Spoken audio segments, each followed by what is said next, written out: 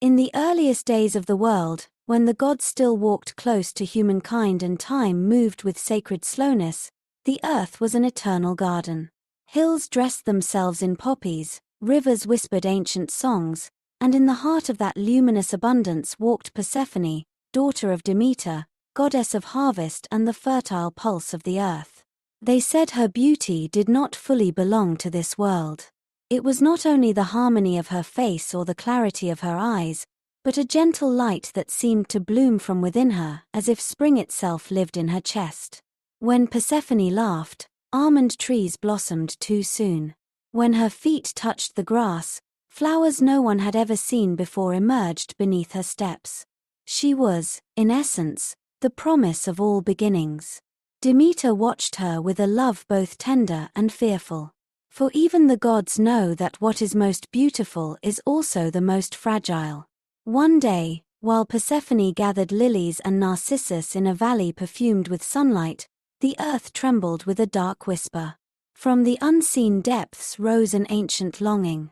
In the silent realm of the underworld dwelled Hades, lord of shadows. A solitary god who ruled a kingdom without seasons, without laughter, without light. And when he saw her, when he beheld that impossible radiance walking across the living earth, something unknown awakened in his immortal heart. It was not love as mortals understand it. It was a hunger for beauty, a thirst for spring in the middle of eternal night. Yet Hades could not freely cross the sacred domains of the surface.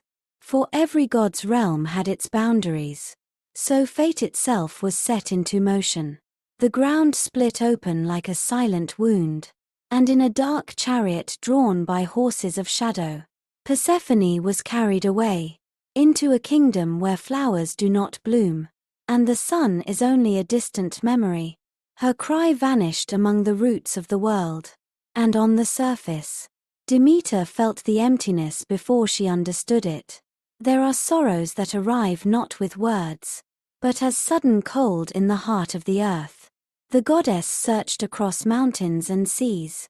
She questioned rivers, trees, and stars. No one answered. Grief turned into silence, and silence into barrenness. Seeds refused to sprout. Fields withered. Animals forgot their songs. The world entered an endless winter, because a mother was weeping. Humans lifted their prayers to the heavens. Even the gods began to fear.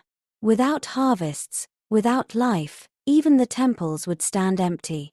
Then Zeus, lord of balance and thunder, turned his gaze upon the dying earth. He understood that no divine order could survive if a mother's love was ignored. He sent Hermes, messenger of unseen paths, to descend into the realm of shadows and speak words no mortal would dare pronounce. In the depths below, Persephone was no longer only the maiden of flowers. The darkness had touched her destiny, and in her eyes now lived both light and night. Hades did not wish to let her go. For the first time, his kingdom held something that resembled life. But he could not defy the law of Olympus. So an ancient pact was sealed. Persephone would return to her mother, but not forever. She would spend part of the year in the world above, where flowers speak her name, and the earth awakens beneath her steps, and part of the year in the underworld, where her presence softens the shadows, and teaches darkness to remember spring. When Persephone rises, Demeter smiles through tears, and life begins to pulse once more through the roots of the world. Buds break through the soil. Trees dress themselves in light. The air smells of beginnings. That is spring. The return of a daughter, and the relieved sigh of a mother. But when the time comes for her to descend again, when Persephone walks back into the silent depths, Demeter feels the invisible tearing once more. And she weeps. She weeps in the fine rain. She weeps in the bare fields. She weeps in the cold wind of winter. That is why the world grows silent each year. Not as punishment, but as love.